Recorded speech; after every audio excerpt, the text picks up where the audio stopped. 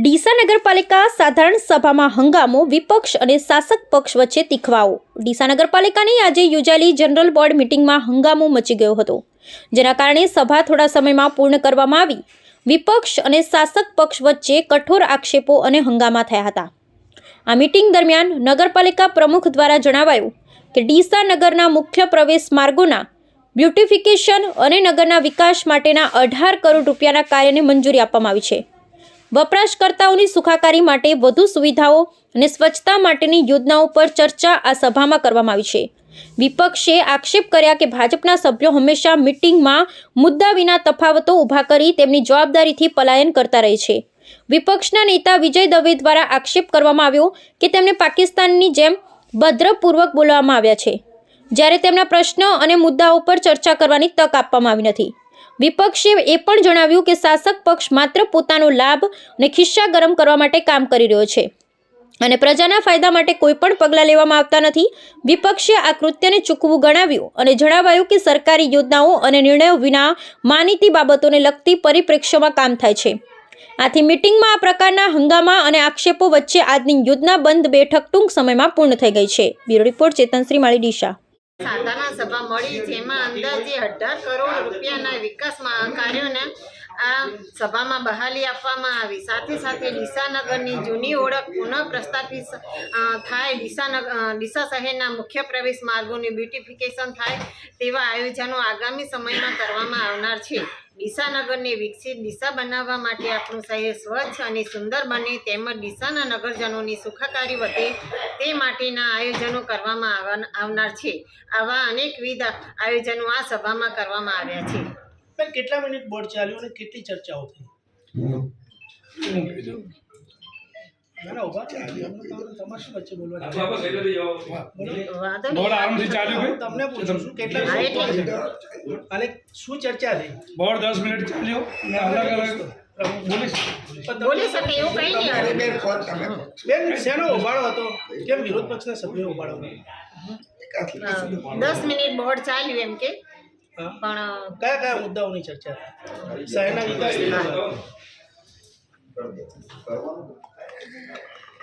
Okay, બંધ કરી દે. આજે નગરપાલિકામાં સાધારણ સભા હતી. દર વખતે જેમ માત્ર સાધારણ સભાની અંદર જે મુદ્દાઓ હોય વાંચી અને ભાગી જવું, આ ભારતીય જનતા પાર્ટીની એક થિયરી રહી છે. આજે અમે એમને કીધું કે ગઈ વખતે બોર્ડ ચાલ્યું નહોતું, ગયા વખતે બોર્ડ ચાલ્યા વગર લગભગ ઘણા બધા ખોટા ઠરાવો થયેલા છે, તો એ બાબતે અમે વિરોધ દર્શાવીએ છીએ.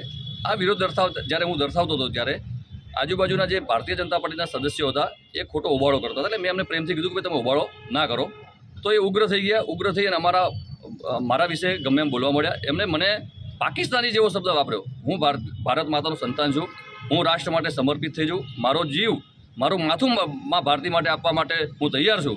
એવા સમયે આવા ખરાબ શબ્દો વાપરી અને એમની જે હલકી ગુણવત્તાની જે માનસિકતા છે એ ક્ષતિ કરે છે. ખરેખર આ રીતે જનરલ બોર્ડ સભા ચાલતી હોય, ખોટી દાદાગીરી કરવાની હોય, આ બધું કોને છે? આ કોણ પાકિસ્તાની કોણ છે એ પહેલાં એ તમે નક્કી કરો, બરાબર? આવા અપશબ્દો વાપરવા, પછી એમના નજીકના સ્વજનો હોય એ અમને એમ કે અમે જોઈ લઈશું, કરશું, આ તે છે. ભાઈ તમે મારું શું જોઈ લેશો? મારી સાથે ડીસાની જનતા છે, તમે મારો વાળ વાંકો નહીં કરી શકો. એટલે તમે આવી કોઈ ખોટી ભ્રમણામાં રહેતા હો તો ભૂલી જજો. મને તમે ખાલી એક આંગળી અડાડો, ડીસાની જનતા તમારો હાથ કાપી નાખે ભાઈ. એટલે તમે એવી કોઈ ખોટી બબલમાં રહેતા નહીં. ડીસાની જનતા અમારી સાથે છે, ડીસાની જનતાનો સાથ અમારી સાથે છે. એટલે તમે હવે તમારા માટે 1 જ વર્ષ છે લોકશાહી ઢબે, તમે તમારી સત્તા ઉપર છો. 1 વર્ષ પછી તમારા ચણા મમરાય નહીં આવે. તમે બધા તમારી જે સત્તા છે ને એમાં લોકોની ડિપોઝિટ જશે. લોકો બિચારા છેલ્લા 2 વર્ષથી 5 વર્ષથી થાકી ગયા છે. પોતાના દુઃખો કોને કહેવા, બરાબર? એટલે આ જે વર્તન કરી રહ્યા છે, જે વાણી કરી રહ્યા છે, જે આ સિસ્ટમ ચલાવી રહ્યા છે, સત્તાની જે તાકાત છે, એમની જે નસો છે, આ નસો ટૂંક સમયમાં ઉતરી જશે અને એ લોકો ગંભીર નહીં લે તો એમને એનું ભોગવવું પડશે. આજરોજ ડીસા નગરપાલિકાની જનરલ બોર્ડની મિટિંગનું આયોજન કરવામાં આવ્યું હતું, પણ દર વખતની જેમ જ આ વખતે પણ એક તમાશો બનીને ઊભી રહી છે. આજે ડીસાની પ્રજા ખૂબ જ હાલાકી ભોગવી રહી છે. કોઈ પણ અમારા સૂચનો સાંભળવામાં નથી આવી રહ્યા, કોઈ પણ બોર્ડમાં મુદ્દા વિશે ચર્ચા કરવામાં નથી આવી રહી, તેનો અમને ખૂબ જ ખેદ છે. આજે એક મુદ્દો હતો 9 નંબર ઉપર શિક્ષણ શાખા તરફથી આવેલા કાગળોને વંચાણની બહાલે 1 થી 5 ધોરણ સરકારશ્રીને સોંપવાની વાત છે. એટલે આ કરીને નગરપાલિકા પોતાની અસક્ષમતા સાબિત કરે છે. અગાઉ આની અગાઉ જ્યારે કોંગ્રેસની બોડી બનેલી હતી ત્યારે 1 થી 5 ધોરણની મંજૂરી સરકાર પાસેથી આપણે લાવીને ખૂબ જ ધારદાર રીતે સક્ષમતાપૂર્વક ચલાવવામાં આવી છે. ગરીબ વર્ગના લોકો માટે, એમના બાળકો માટે પૂરતું શિક્ષણ વ્યવસ્થિત રીતે પૂરું પાડવામાં આવેલું હતું. હવે એ જ વસ્તુ એ લોકો સરકારશ્રીને પાછી સોંપવામાં માંગે છે. જમીનની માલિકી નગરપાલિકાના હસ્તક હોવા છતાં બિલ્ડિંગ સરકાર બનાવે એ કેટલું વ્યવસ્થિત વાત કહેવાય.